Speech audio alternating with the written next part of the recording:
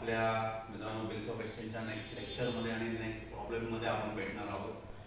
आज आपण घेणार आहोत प्रॉब्लेम नंबर 30 मार्च 1997चा प्रॉब्लेम आहे. मित्रांनो प्रॉब्लेम व्यवस्थित लक्ष द्या, बिकॉज आपण आतापर्यंत जे काही रिटायरमेंटचे प्रॉब्लेम सॉल्व्ह केलेले आहेत त्याच्यात this problem is going to be the toughest one. हा प्रॉब्लेम त्याच्यातला सगळ्यात जास्त अवघड प्रॉब्लेम आहे. ठीक आहे, थोड्याशा ट्रिकी ॲडजस्टमेंट आहेत त्याच्यामध्ये काही, आणि थोड्याशा आउट ऑफ द एंट्रीज आहेत, आउट ऑफ वे एंट्रीज आहेत. तर मी पहिले प्रॉब्लेम वाचतोय मित्रांनो, एकदा प्रॉब्लेम समजून घ्या काय आहे तो, आणि मग मित्रांनो आपण पुढचं बघूयात. डॉली ओज नीना ₹84,000. डॉलीने नीनाला 84,000 देणार आहे. याची जर्नल एंट्री होईल का? नाही, त्यांनी फक्त सांगितलेलं आहे की बाबा देणार आहे. याचा अर्थ परचेस सेलचं ट्रान्झॅक्शन ऑलरेडी कधीतरी झालेलं असणार आहे. Next, Neena draws a bill of ₹84,000.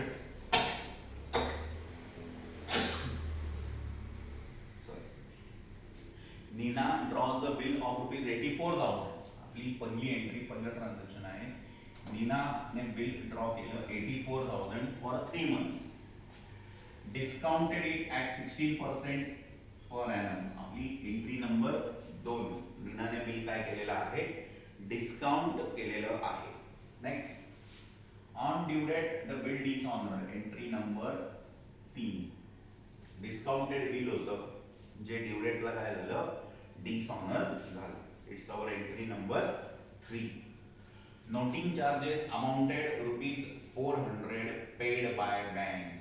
मित्रांनो, ₹400 नोटिंग चार्जेस होते जे बँकेने पेड केले. आपल्या आतापर्यंतच्या प्रॉब्लेम्समध्ये नोटिंग चार्जेस हे फार क्वचित आलेले, रेअरली आलेले. सो आपली एंट्री नंबर 4 होईल. Noting charges ₹400 paid by bank. आता सी, आपल्या अगोदरचे जे काही मित्रांनो प्रॉब्लेम्स होते त्याच्यामध्ये हे वाक्य नव्हतं आणि हे ट्रान्झॅक्शन पण नव्हतं, जे या प्रॉब्लेममध्ये पहिल्यांदा किंवा नवीन आलेले, आणि जे बाकी कोणत्याच प्रॉब्लेममध्ये नाही आलेलं. सी, आपण नोटिंग चार्जेस नंतर सिक्वेन्समध्ये पुढची एंट्री करतो, दॅट इज इंटरेस्ट. पण इथे ती एंट्री नाही येणार आहे. ती एंट्री नेक्स्ट एंट्री म्हणून आपण लिहिणार आहोत. बिफोर दॅट आपल्याला एक एंट्री घ्यायची, ती या ट्रान्झॅक्शनची असणार आहे. Neena paid in cash amount due to bank. Entry number 5. Neena paid in cash amount due to bank. नीनाने, आपण पाहू प्रॉब्लेम सॉल्व्ह करताना. ठीक आहे, आता पुढे, Dolly accepted another bill for 3 months for balance plus interest ₹600. This is our entry number 6. काय? इंटरेस्टची एंट्री. त्याच्यानंतर मित्रांनो अनदर बिल, पुढचं बिल ड्रॉ केलं, एंट्री नंबर 7. आणि लास्ट काय आहे? Before 1 month of due date Dolly paid amount at a discount of 12%. This is our entry number 8.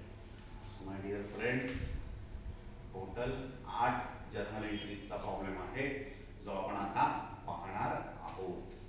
ठीक आहे. So Neena draws a bill आहे ना.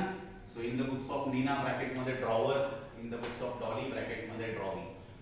Dolly was Neena. Neena draws a bill 84,000. नीनाने bill draw केलं. आपली नेहमीची जर्नल एंट्री ड्रॉ केल्याची काही आहे. बिल आलं, नीनाने दिलं. Bills receivable account debit to Neena. Sorry, डॉलीने ऍक्सेप्टन्स दिली. नीनाकडे बिल आलेलं आहे. So bills receivable account debit to Dolly account. Being Dolly's acceptance received. Dolly सांगताना काय सांगेल? नीनाला मिळाला debit the receiver. Neena account debit to bills payable. Acceptance given to Neena. आपली जी पुढची एंट्री येणार आहे ती एंट्री कसली येणार आहे मित्रांनो? आपली डिस्काउंटिंगची एंट्री येणार आहे. सो डिस्काउंटिंगची एंट्री काय येईल मित्रांनो? आपली कॅश आली, कॅश अकाउंट डेबिट, रिसिवेबल गेलं टू बिल्स रिसिवेबल. रिसिवेबल गेलेला आहे आपल्या 84,000.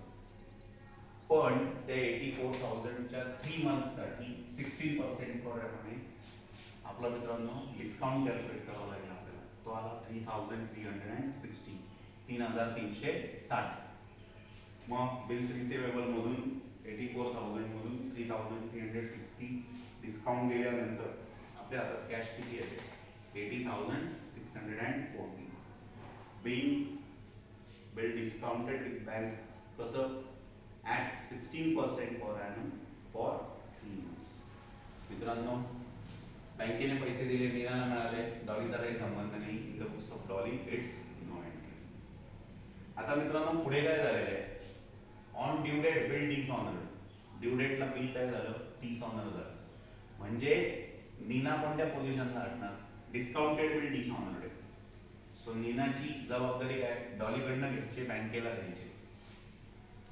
सो जर्नल एंट्री काय होईल? Dolly account debit to bank account 84,000 being discounted bill dishonored on due date. आता डॉली याच ट्रान्झॅक्शनची जर्नल एंट्री काय करेल? ती आपली जी फर्स्ट एंट्री ऍक्सेप्टन्स दिल्याची ती रिव्हर्स करेल. Bills payable account debit to Neena account 84,000 being acceptance given to Neena. काय झालं? dishonored on due date. acceptance given to Neena dishonored on due date. आता noting charges ₹400 paid by bank. 400 रुपये नोटिंग चार्जेस आहेत जे paid कोणी केले? बँकेने पेड केले. म्हणजे परत सेम पोझिशन, बँक नीनाकडनं वसूल करणार आणि नीना डॉलीकडनं. सो नीना सांगताना काय सांगेल की डॉलीकडनं घ्यायचे आणि बँकेला द्यायचे. सेम लॉजिक मागच्या एंट्री सारखं. Dolly account debit to bank 400 rupees being noting charges charged on bill dishonoured. आता हे सांगताना डॉली काय सांगेल? ती सांगेल नोटिंग चार्जेसचा खर्च झालेला आहे आपला. Debit all expenses and losses. Noting charges account debit 400. देतोय कोण? Neena. Credit the giver liability plus Neena account 400. Narration being noting charges charged on bill dishonoured. ठीक आहे फ्रेंड्स, आता थोडं लक्ष द्या इकडे. ठीक आहे, आपल्या पहिल्या 2 एंट्रीजचा आता काही आपल्याला उपयोग नाही आहे. सो मी पहिल्या 2 एंट्रीज आता काय करतो? सी. आता आपण थोडा नीना म्हणजे ड्रॉवरच्या व्ह्यू पॉइंटने विचार करू. ठीक आहे, पुढची एंट्री काय आहे ते पाहण्याआधी पुढचं ट्रान्झॅक्शन काय आहे ते समजून घ्या, त्याचा अर्थ समजून घ्या. Neena paid in cash. नीनाने कॅश पेड केली हे जर कळलं. नीनाने कॅश कोणाला आणि कशाबद्दल पेड केलेली आहे? Neena paid in cash amount due to bank. Amount due म्हणजे काय? देणे बाकी.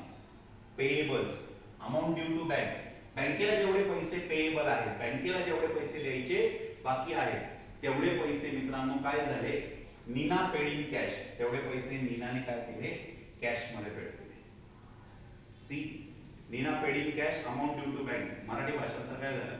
नीनाने जेवढे पैसे बँकेला देणं होतं, पेएबल होतं, तेवढे तिने काय केले? कॅश मध्ये पेड केले.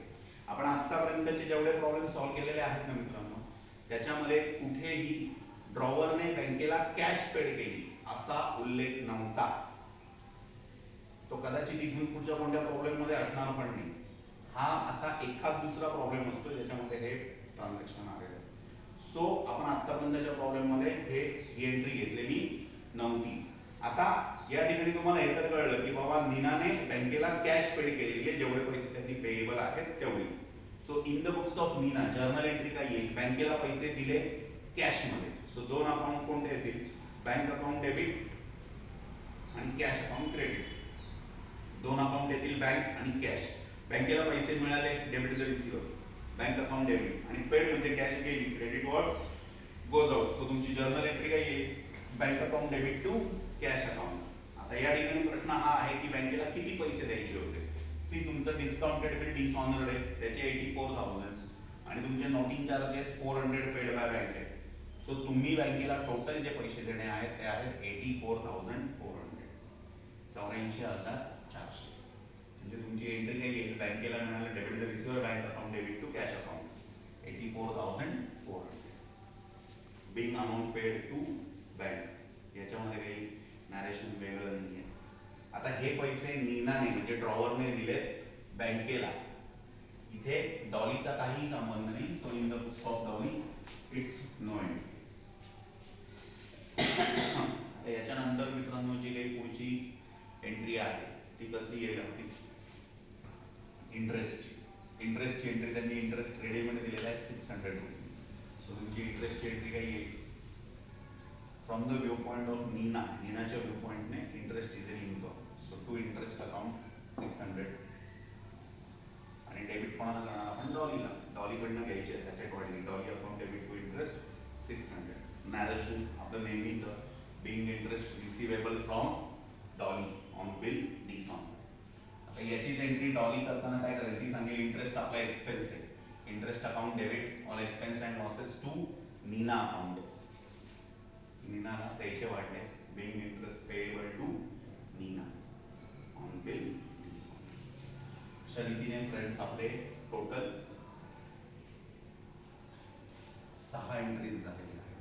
आता याच्या पुढच्या एंट्रीज फ्रेंड्स नीट पहा पुढच्या 2 एंट्रीज महत्वाच्या आहेत. आता मी पहिल्यांदा प्रॉब्लेम वाचतो की काय आहे नेमकं. Dolly accepted another bill of 3 months for balance plus interest ₹600. मित्रांनो वाक्य परत एकदा वाचतो. Dolly accepted another bill of 3 months for balance plus interest 600. हे रिन्युअल आहे आणि या रिन्युअल मध्ये तुम्ही जर का व्यवस्थित ऑब्झर्व केलं तर मित्रांनो प्रचंड महत्वाची गोष्ट अशी आहे की याच्यामध्ये कोणतीच कॅश दिलेली नाहीये. सो आपण रिन्युअलची एंट्री करताना cash account debit bills receivable account debit to trophy account अशी एंट्री करतो. पण प्रत्येक प्रॉब्लेम मध्ये आतापर्यंत जेवढे प्रॉब्लेम सॉल्व्ह केले त्या प्रत्येक प्रॉब्लेम मध्ये कॅश अकाउंट डेबिट लिहिलं आपण कारण काही ना काही कॅश होती. पण हा असा फर्स्ट प्रॉब्लेम आहे मे बी की ज्याच्यामध्ये कॅश नाहीच आहे. जे आपण सॉल्व्ह करताना कॅश अकाउंट डेबिट ही जी एंट्री करतो ती एंट्री आत्ताच्या मित्रांनो रिन्युअल मध्ये येणार नाही. म्हणजे रिन्युअलची एंट्री तुमची जी येईल ती डायरेक्ट कशी येईल bills receivable account debit to Dolly account. आता मित्रांनो ते बिल कितीचं असेल 84,000चं बिल 400 रुपीज तुमचे नोटिंग चार्जेस आणि 600 रुपीज तुमचे इंटरेस्ट म्हणजे तुमचं बिल्स रिसिवेबल येईल 85,000. समजलं मित्रांनो. नॅरेशन काय येईल कॅश तर आलेली नाहीये. Being Dolly's fresh acceptance received. डॉलीचा फ्रेश ऍक्सेप्टन्स मिळाला कसा including noting charges and interest. Including noting charges and interest.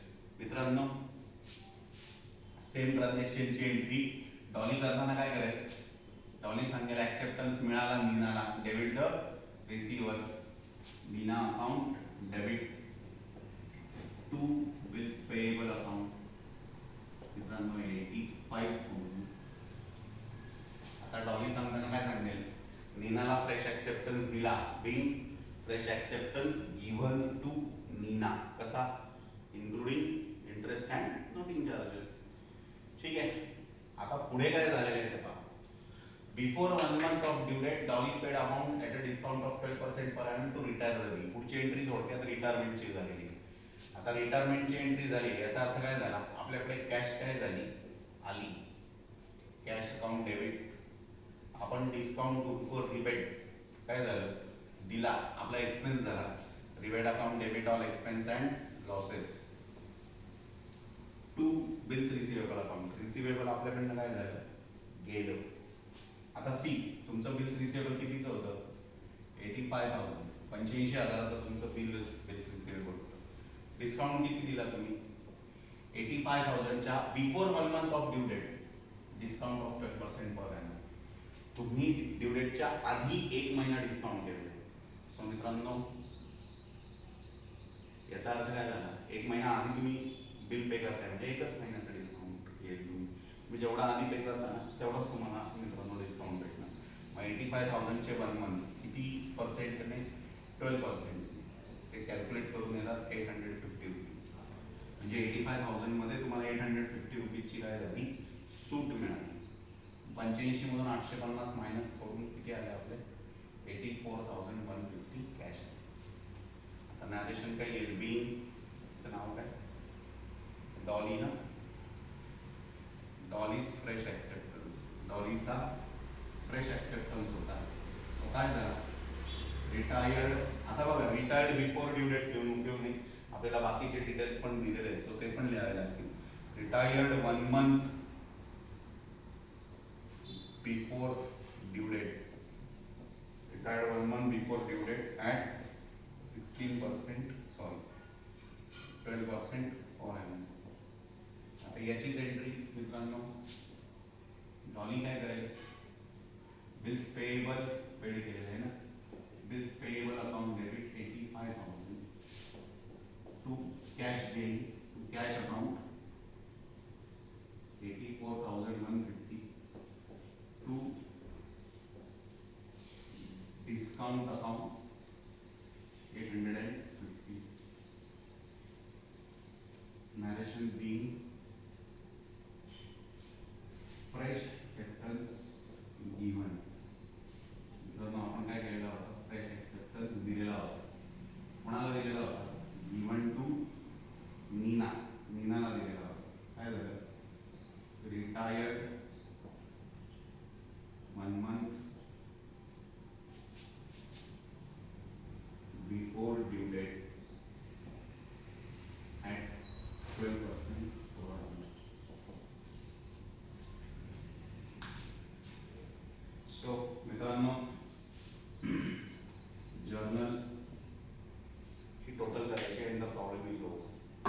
हा प्रॉब्लेम ज्यावेळेस मित्रांनो मी स्टडी करत असाल तेव्हा ॲटलिस्ट 3दा हा प्रॉब्लेम रिवाईज करा, मग तुम्हाला याचे जर्नल एंट्रीज व्यवस्थित समजेल. कारण होमवर्कला हा प्रॉब्लेम राहणारच आहे. आणि होमवर्कच्या बाबतीत एक गोष्ट आढळून आलेली आहे, मुली नाही, मुलंच जास्त करून होमवर्कमध्ये खूप इरेग्युलर आहे.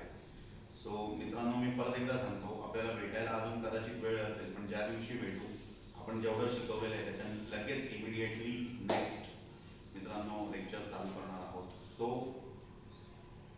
आरामात राहू नका, हे दिवस सुट्टीचे नाही आहेत, हे डोक्यात ठेवून मित्रांनो अभ्यास करा. लवकरच भेटू अशी अपेक्षा करूयात. तोपर्यंत घरात राहा, सुरक्षित राहा.